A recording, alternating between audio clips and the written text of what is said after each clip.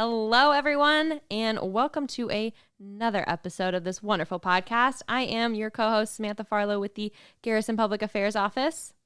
And I am Corporal Kyra Pearl with 11th Corps Signal Brigade. And I am Specialist Garrett Dacko with 11th Corps Signal Brigade. And this is Fort Hood's Great Big Podcast.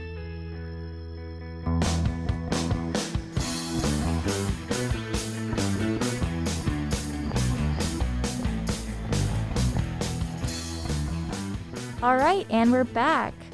Would you guys like to introduce yourself? Hello, everyone. My name is Juliana Luciano, and I am the head nurse of the Women's Health Clinic. Yes, hello. My name is Dr. BK, and I'm the Maternal Fetal Medicine doc at Darnall. Hey, y'all. My name's Kate Barron-Mickle. I'm the chief of the department at OBGYN at Darnall. All right, awesome. So I know you guys were recently on our podcast. I think it was back in July. Just for the audience, could you recap really quickly what the Women's Center is? So the Women's Health Center is the outpatient portion of the Department of OB-GYN's mission, where we do all of the outpatient care, the gynecological appointments, the obstetric appointments. Sick call is there for all of our soldiers. And it houses all of us who make our way between the operating rooms for gynecologic surgery and the labor and delivery department, where the babies are actually born. Nice, nice. So pregnant soldiers, soldiers in delivery, and then is it also for postpartums? We do all of the postpartum care there too. Okay, nice, nice. How do you care for your patients? Well, everything begins with the OB intake, and that's when mom finds out that she's pregnant, and they are referred to us, and we contact them. Typically, it's done face-to-face or in a group setting. However, due to COVID, we have to do it over the phone. So we do the OB intake, and that's our opportunity to learn the individual, her history, what has happened to her body, her prior pregnancy, and start there to see what kind of services she's going to need. And then from there, schedule her initial appointment with a provider. So that's where everything begins. And that delineates which route we're going to take while caring for her and her baby. Okay. And so the two routes you can get at that point are she can either be cared for by a midwife or a women's health nurse practitioner, or she can be cared for by one of the OB-GYN physicians. And usually that's based on what her health history is. But it can also just be by patient preference. Mm-hmm. Some patients may have had really awesome, uncomplicated pregnancies in the past, but want to see physicians, and so the patients get to choose. Okay, that makes sense. Does whether they're high risk or not also factor into that? Absolutely. If you have anything about your medical history that is going to require closer observation, possibly a consultation with my best friend, who's our MFM, then you would pretty much rule in for physician care straight off the bat. Okay, so how can people identify if they're high risk or not? That's a really good question. Typically, it happens in their intake. So if they have a history of, say, chronic hypertension on medications, that's considered higher risk than, say, a normal individual with no blood pressure issues. So it's typically something that's ironed out during their intake and their new OB appointment. Okay, nice. One of the benefits that our community has is that they have the option to see multiple providers. So when they come in and they meet with that individual and they feel their personality just doesn't mesh well, they can request to see someone else. And we will definitely make every effort to make that happen. And they're welcome and encouraged to see different providers within that group, whether they're midwives or doctors, so that when they deliver, they have hopefully met that individual the day of delivery. So we definitely support that, and we encourage it, that they should meet as many midwives, as many doctors that is managing their care. I feel like that's such a good tidbit of information. I know whenever I was under the Women's Center care, I didn't realize that you were allowed to change providers. But yeah, like you said, some people just, I don't know, they don't mesh well, or they don't feel comfortable, or they just want to meet more people so that they are more comfortable the day of, because you don't choose what day you give birth. Right. So with all of your care, is COVID still impacting how patients are treated? Yes and no. One of the most awesome things that we have ever been able to offer here is centering pregnancy, and that is group pregnancy care. And we're not able to do that right now. We're not able to have a group of 6 to 10 patients and their significant others or support person in the room because of COVID. And number one, that means that each one of those patients is having an individual appointment. And the truth is, whenever you're with a group of people, you may not think of something, but the woman sitting next to you may. And yet it was on your mind. You just didn't think about it. And, pregnancy brain gets all of us. Yeah. So it's super helpful to have that kind of community that you're walking that journey of pregnancy with. And we're looking forward to being able to bring that back when it's safe to do so.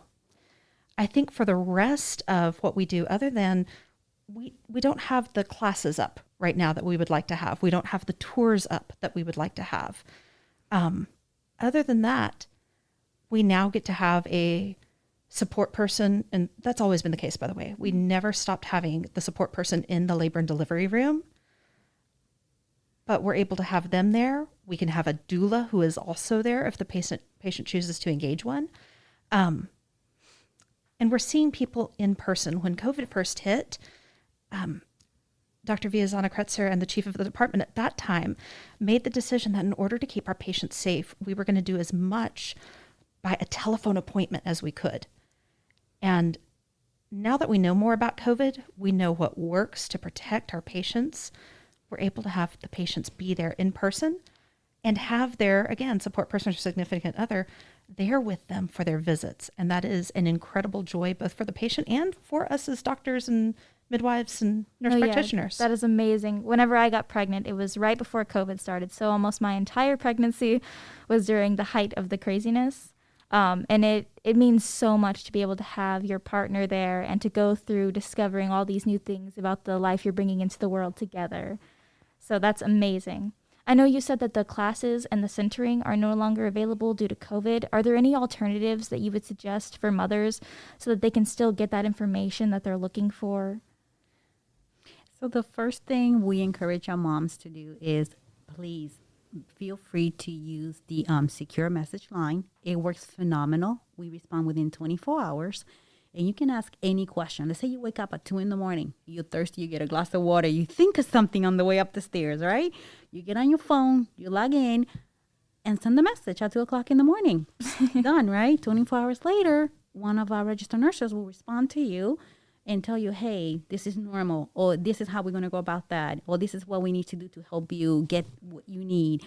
So secure messages has worked so brilliantly well that it's actually make the lives of people easier. You can use it at any time, anywhere, any day of the week, any hour of the day. And we have 24 business hours to respond. So it works great. The other option is they can call and leave a message to the triage phone nurse, and she will respond to you again within 24 business hours. And that works really well. So even though COVID had created barriers to that face-to-face, those two avenues, the telephone and secure messaging, has allowed our community to reach to us and we to them securely, on a timely manner, and answer your questions and get what you need to be. So that's how we've been going about it. But it's something to sustain because it makes it easier for our community to reach us. No, yeah, that's amazing. So is that available on TRICARE online? That is, yes. Okay. And then if anyone had questions for how to sign up for secure messaging, would they be able to ask their provider? They can, and if their provider doesn't remember the step, is easy. They send them to the front desk as they're checking out, and we give them like a piece of paper with the instructions. Okay, perfect. And when we do their OB intake, the first time we call them, we actually have them sign on while we are on the telephone with them during the OB intake. And we'll tell them, okay, give us your email. We'll put it in. Okay, in a few seconds, you're going to receive an invite from us. Okay, let me know when you get it, and I'll tell you what to do next. So that by the time that phone call is completed, you have been invited, accepted, and you're now part of a group. Okay, that's and amazing. We know it works. So we like it, and people seem to love the technology. So we want to promote it more so people can use it. It's so simple and easy to use. No, yeah, I remember being told about it, but I never knew how to do it whenever I was pregnant. So I'm so glad that you're like walking them through the steps now. Absolutely. Now we don't hang up until we know you responded back, like you say hi, and we get it back, and we're like, yes, we got you. Or we write the word test, and they respond, got it. So that's how we confirm that we can communicate with it. That's so amazing. And so whenever it comes to labor and delivery, how do you care for your patients there? So there are a couple of ways you get onto the labor deck, as we affectionately call it. You're either coming in through our triage, which is kind of an emergency room, urgent care for pregnant women. You think your water's broken, you're not feeling the baby move as much as is normal, you think you're in labor. You go to triage. We see you, we determine that you are in labor or you need admission or delivery for some other reason. You get admitted. Other ways are that we planned to admit you. You're coming in for a planned induction for a medical reason, be it that chronic hypertension on medication, or you are in your 41st week of pregnancy and we can't let you hit 42 weeks, 0 days unless we're going to risk the baby. And so then you just come up to the front door, we bring you in, hi, here's your bed, and get everything set up. Once there, a lot of what is done by our labor and delivery nurses. Right. At that point, our goal is to ensure that, one, you're safe and your baby's safe. So we're going to put you on a monitor and our baby as well to track your vital signs, the baby heart rate, baby movement, what activity is going on in your uterus to see if you're in labor or not, or how quickly it's progressing or not. So you're going to be monitored, you and your baby, while you're in L&D by the labor nurse. The provider will be on deck to assist and view and take care of you as needed. But the nursing team, their job is to make sure that we manage your pain, your physical need, your emotional and spiritual need. Because believe it or not, there are a lot of people who come to us and they're in labor and they may require the lights off. Or they may want to maybe do a certain ritual. And I've seen it in multiple places where they may want to meditate for 10 or 15 minutes before you put an IV because they're afraid of needles. So our job is to find out how we can deliver the care you and your baby need and still accommodate the things that typically are not part of traditional medicine so that we can take care of the whole individual. So nurses, our job is physically make sure you and your baby are okay, and emotionally and spiritually that you're being taken care of. And then that we incorporate in your family, whoever your support team is, into that care as much as possible and as safely as we can do it. Sometimes we may have to ask them to leave the room for a little bit because we may have to address a certain situation may be going on, but as much as possible, our goal is to incorporate your support team in your care. No, I love that mindset. I feel like people who haven't gone through labor may not understand how intense and it's just crazy. I like this extra steps that you explained that you go through to ensure that your patients are comfortable and, you know, relaxed. I wish I meditated, but no, that sounds amazing. So I will always tell women, if you don't know what's supposed to be the norm or what's supposed to happen, that it's okay to ask. That if the nurse doesn't offer, like, hey, do you need the lights down? Do you need to play soft music on the side? Do you want to see the chaplain? If the nurse doesn't ask all those things, it's okay to ask for what you feel you need to have a good birthing experience. If we cannot provide that, then at least you asked, and we can tell you why or why not we cannot fulfill that request. But I think giving us an opportunity to assist you is the best way to go.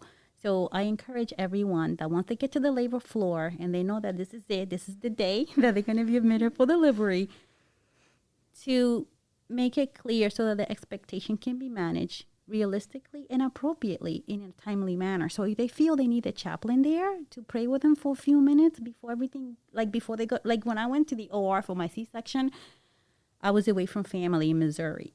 And so I'm active duty, so my family was in multiple different countries, and I had no one there. And my husband was out in Fort Riley. So I requested the chaplain to come and sit with me and pray for a few minutes. So that is totally acceptable and expected and encouraged to ask for those things. No, yeah, that is so amazing. And then I know that there are a lot of risk factors that can come up during labor and delivery. Is there anything that patients can do to help prevent those risk factors from being an issue? There are many things that come up. When you think risk factors, it can be mother or it can be child. So either of the two, always know that we have a fully prepared team upstairs. So if there were to say a medical emergency for a baby, we have the NICU very close at hand, literally 15, 20 steps away from us. And if it's maternal, you always have a full team on deck that can assist. And of course, I'm there as well to assist if it's something that occurs. So depending on what exactly happens, just know that we do have a fully trained team that we can immediately respond to both mother and baby. I really think that that's a big deal. Like, our labor and delivery deck has some of the best nurses ever. We also have some of the best partners I've ever gotten the chance to work with. We always have a physician on duty. We always have a midwife on duty. Our goal is always to provide very patient-centered care. I went to medical school, so you didn't have to.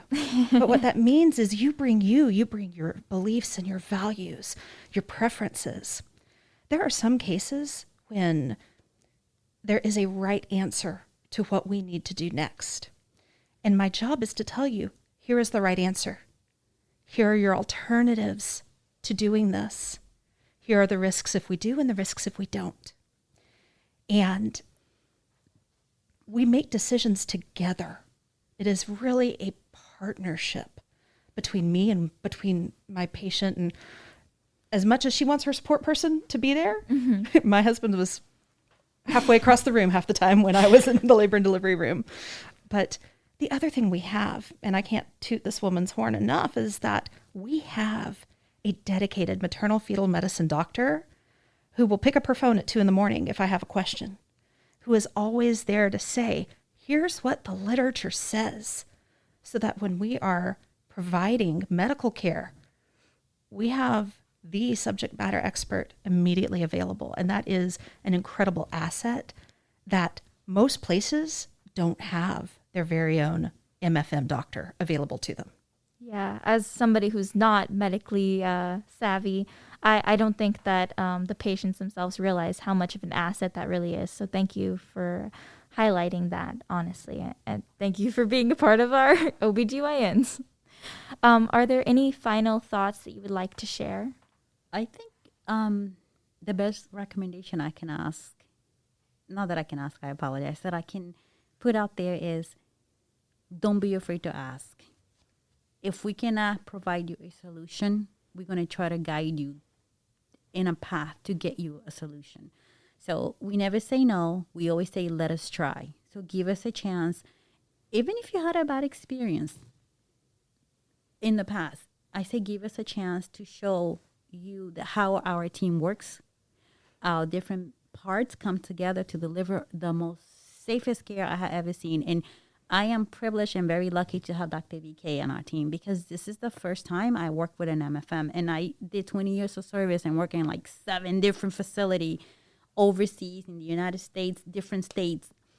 And I never worked with an MFM side by side like I do now with Dr. VK. And it gives me such a sense of we're doing the right thing.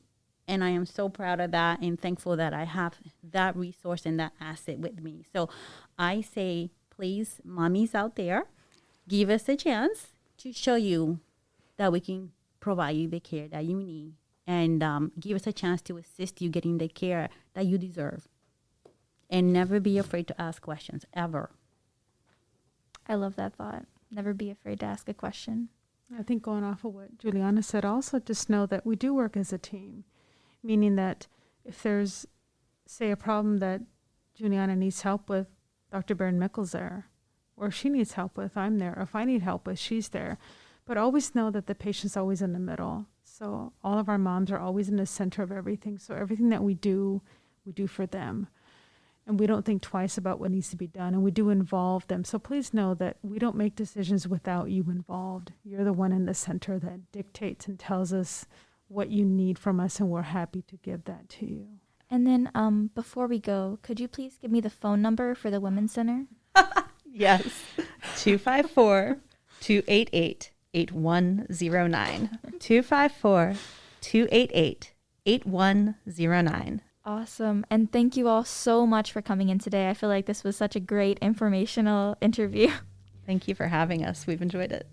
Thank you very much for the opportunity.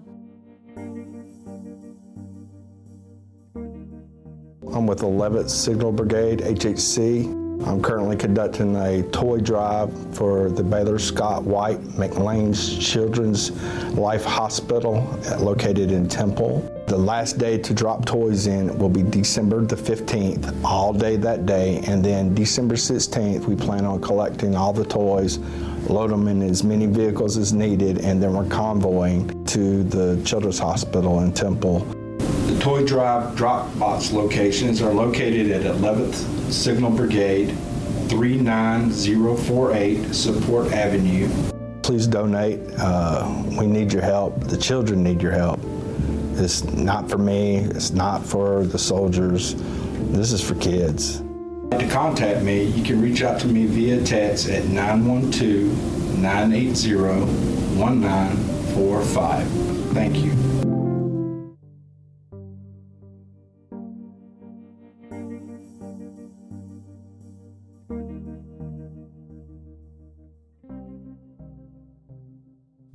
That was such a great interview. You know, speaking of kids, my unit is actually hosting a toy drive for the season of December. From now until December 15th, you know, we're going to be donating toys to the Baylor Scott and White McLean Children's Hospital. And I don't know, it's an amazing cause. And I know we just got done talking about such happy stuff. And I feel like spreading that gift of joy, giving, the gift of joy, spreading joy around. Keep that happiness Yes, flowing.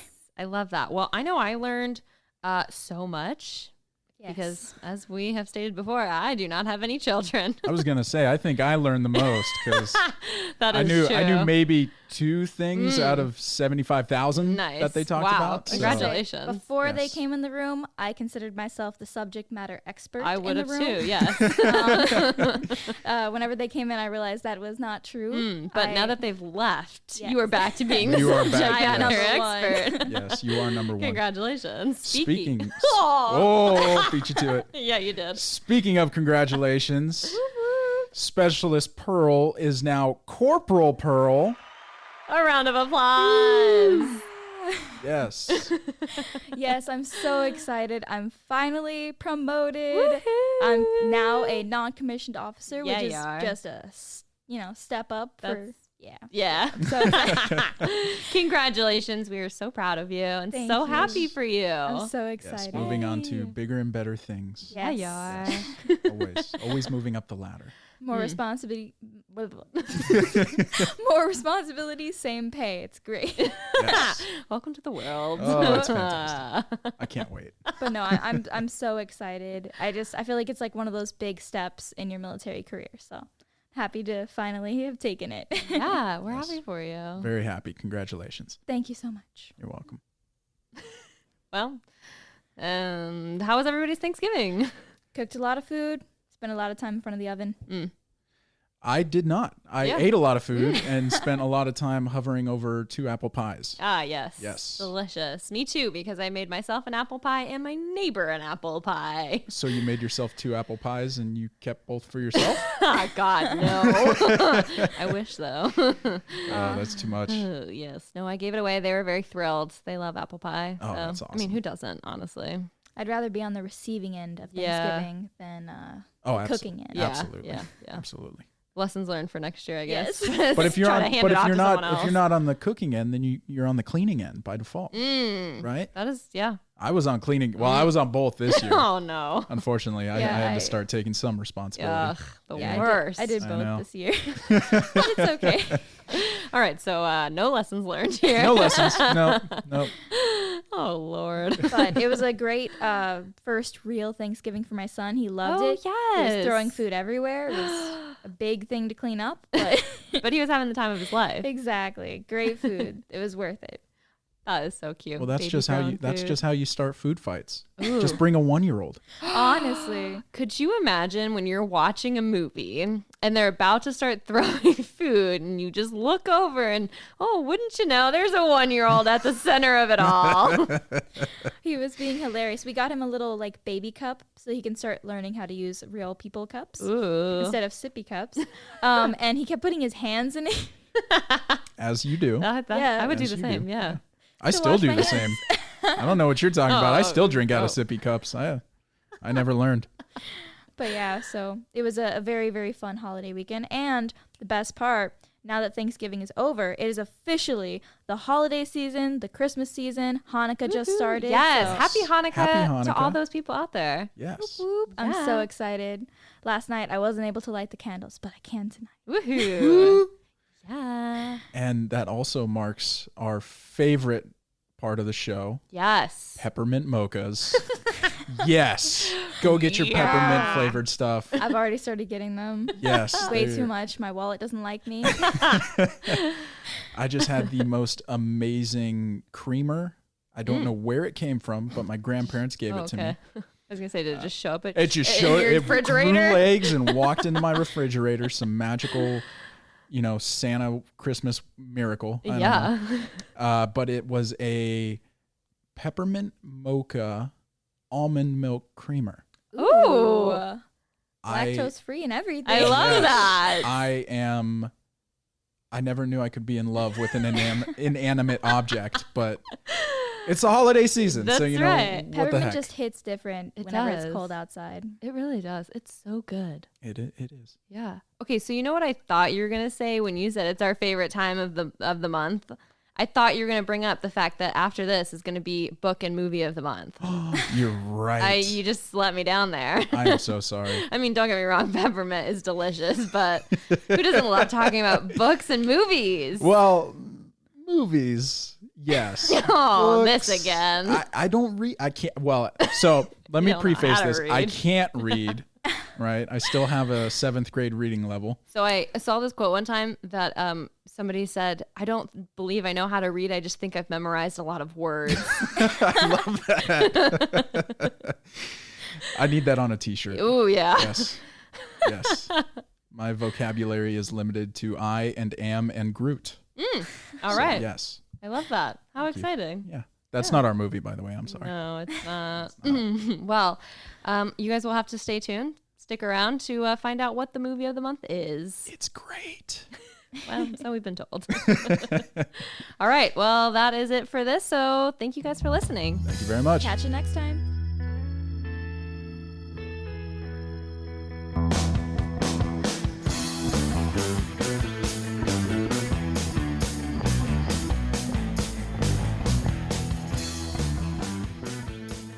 This podcast is a U.S. Army Garrison Fort Hood and Fort Hood Public Affairs production. The show's theme music is written and produced by Delicious All Stars. All our music is obtained through Filter by Songtrader. Have a question or want to share some insights with us? Email us at forthoodpao@gmail.com. You can follow us on Facebook, Instagram, and Twitter at USAG Fort Hood. And as always, be sure to leave a review and subscribe wherever you listen to podcasts.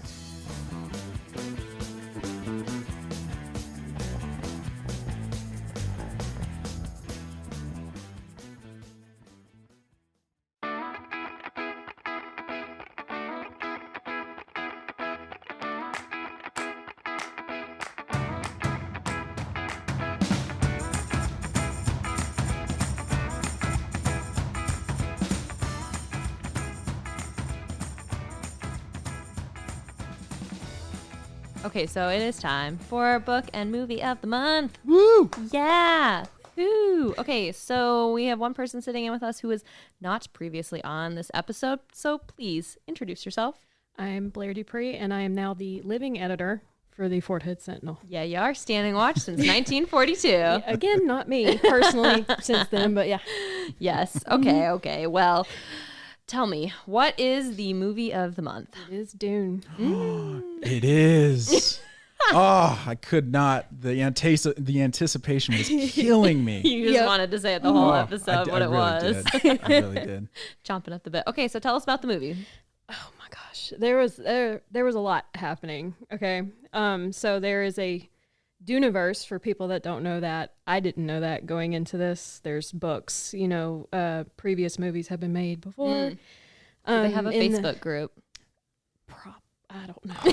There's a Facebook group for anything. That's why I asked. Okay, Probably. sorry. No, you're fine. But because after the movie, there's so much to take in. My head hurt. Like I had a headache, and I was like, I have to go to sleep. This was a lot.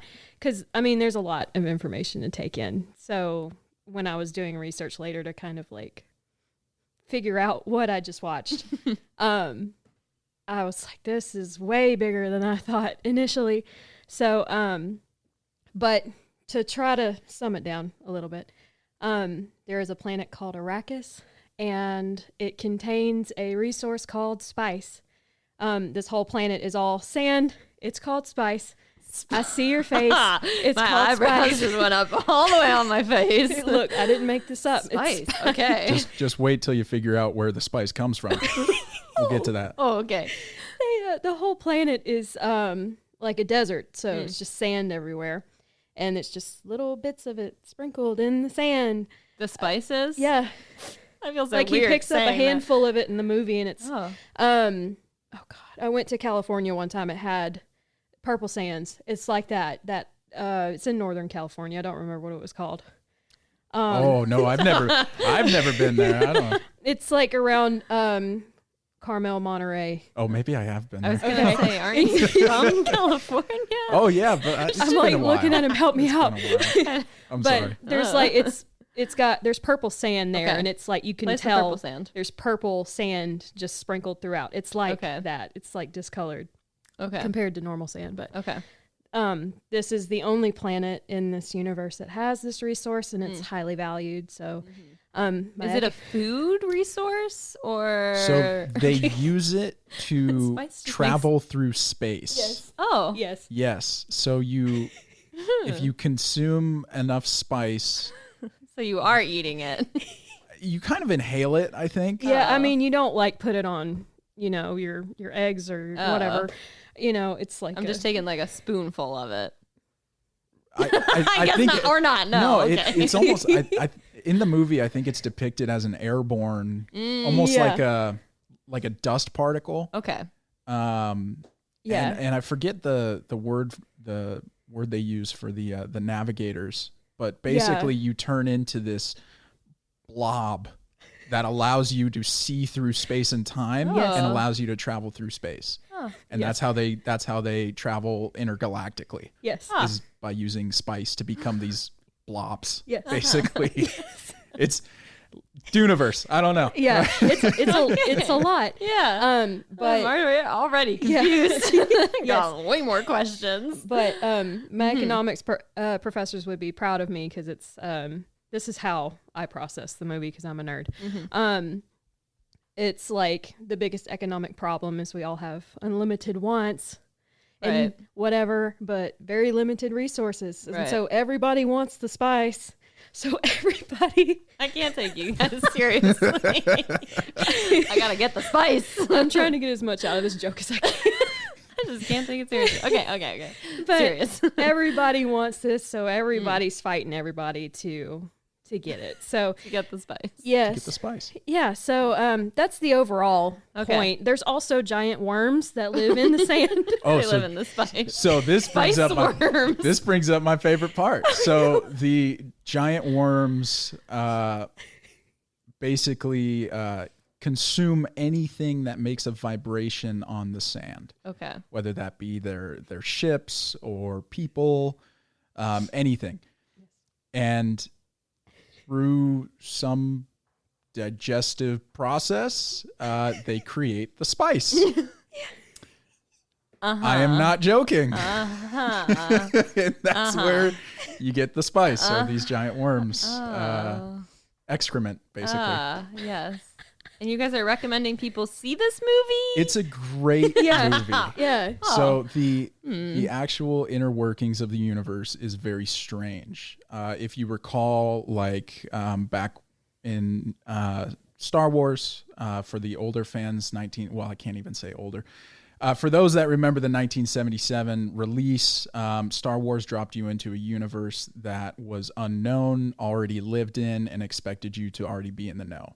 Right. Dune is very much similar to that, but on a whole nother level. They expect you, they drop you into the movie expecting you to have lived there your entire life. Yes. There is no exposition whatsoever. Oh, gosh. But by doing that, they give you so much to learn and so much character building through, this kind of backdoor exposition that they drop. Yeah. And it's really cool. Mm-hmm. It's a technical marvel. The old ones were super weird, if you've seen those, super weird. But this one is much more concise, much more easy to follow, and it flows so much better. So much better. Yeah, it is a lot because, like he said, they kind of just drop you into it. So there is a lot to, pick up on and all that. But like, I wanted to watch it again, so it wasn't like I was overwhelmed to the point where I was like, okay, I can't handle this. Yeah. But yeah, it was and just like beautiful too to look at. I feel like just aesthetically, I liked it a lot. I agree. Jason Momoa. I'm sorry. No, the scenes were great.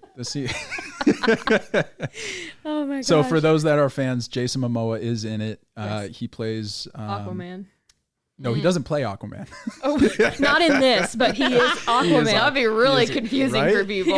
Yes, Aquaman makes a cameo. That would be amazing. No. They should have done that. They should have. Yes. But he is, yes, he has played Aquaman. He's a phenomenal actor, and he plays a great role in this. I forget his name. I forgot it too. Like, there's so many names, okay? Like, cut me some slack. There's so many names. I've already forgot them. I didn't even know the names of the planets. So Arrakis was all that stuck with me. Okay. Well, that's better than him, apparently. And I had to type it a whole bunch of times in my article. So okay. But I mean, and there's other planets too that you see for just a little bit, and that's it. So I mean, and then Timothée Chalamet's character has a lot going on, just himself too, I feel. Right. So there's that kind of plot there. So there's a lot. And so there's a lot of growing potential because they want this to be, I think, a trilogy. I think so. They definitely left the movie open-ended. Yeah. Cliffhanger for sure. Not in a bad way. It definitely leaves you wanting more, saying, wait a minute, where's the rest of the movie? Mm-hmm. So in that aspect, I don't want to say it lost me, but it definitely made me leave wanting more. And so if they do end up with a trilogy, I mean, I have to watch it because I need to know how it ends. Exactly. Yeah. People that are Zendaya fans might be slightly disappointed, and everyone I've talked to thought we would see more of her in it. So just a heads up, there's not a lot of Zendaya, even I thought just from the trailers she would have a bigger, or more screen time. I did as well. Like I said, I'm definitely looking forward to the sequels. I feel like that relationship is going to be very interesting to watch. Yep. So we'll just have to wait and see. Yep. So I recommend it overall.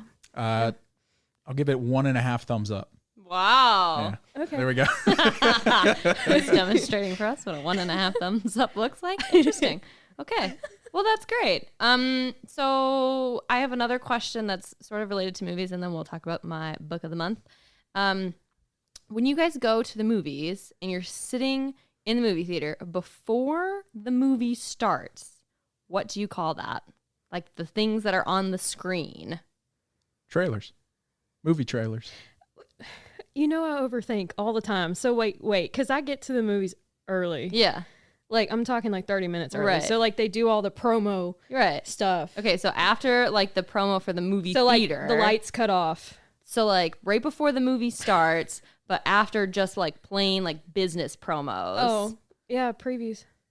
Previews? Previews. Yeah, movie previews. I saw there's like no, that's what I call them. I saw there's a debate going on about what people call them. If you say, I'm running late, it's okay, they're playing the previews still, or if you just call them trailers.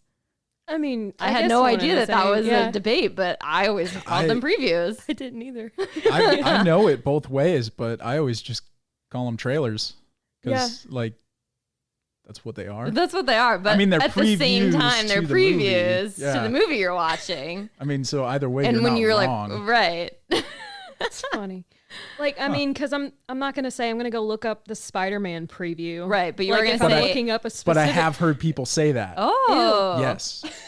Did you say ew? I don't like that.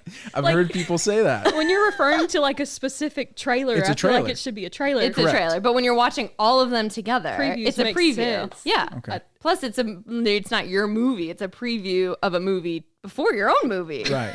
Okay. I feel like I've contradicted myself. Yeah. I'm still trying to comprehend, but to me, they're the same thing. So I don't know. Yeah. Okay. Yeah. I was just curious. I'm questioning everything. Well, you can question more things when you read my book of the month. Okay. It is called The Great Alone by Kristen Hanna. It is a wonderful book. I'm still thinking about the movies, apparently. It is a historical fiction. It was written in 2018, but Kristen Hanna just had another book come out recently this year. So if you're kind of looking to kind of get into her writing, I would recommend this book. It follows the Albright family as they move to Alaska, and they don't know anything about Alaska. So it is very interesting because moving to Alaska and not knowing anything about Alaska is very difficult, especially prior to an Alaskan winter where it is dark most of the day and you are very much alone a lot of the time. And, you can't just run to the grocery store every 5 seconds. If you run out of something, you have to be really prepared for it.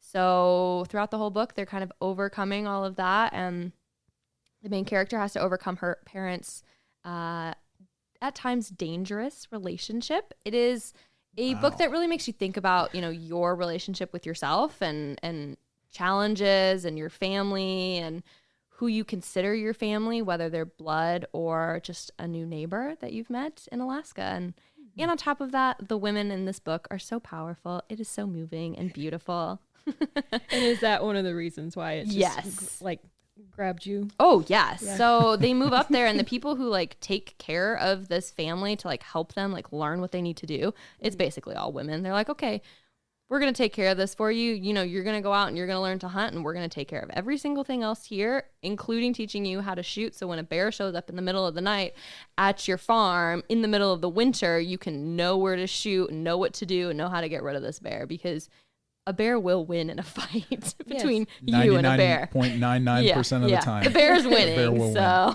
win. Yes. So I would recommend it. Is a great book, especially for the upcoming winter season. Wow, I might have to get that book for my cousin. They just moved out to Alaska. Oh, yes, you should. I feel like I learned so much about Alaska. People always talk about Alaska and how beautiful it is and how they would never want to go there because it's so darn cold. And I don't know anything about Alaska, and I learned a lot about Alaska and how beautiful it can be. It really is beautiful from the pictures I've seen. Yes. I haven't been there yet, but from the pictures I've seen, I also just got an update from them. The low was -20, the high was -2. Oh, so no. winters in Alaska can be very brutal. Serious, so, yeah. Well, it sounds like a great book. Yes, I would recommend to everybody. You can get it in pretty much anywhere you find books these days, so would recommend. Yeah. 1.5 thumbs. I would go 2 thumbs. 2 full thumbs. 2 full thumbs from me. Oh my God. See, I just had flashbacks to the freeze in February and just being from Texas my whole life. That was traumatic. Yeah, I'll probably stay here. Won't be driving to Alaska anytime soon in the winter. Yeah, I will gladly read about another experience. Someone else could do it. I'll live through read. them. Yeah. Oh, That's why I watch movies. Yes.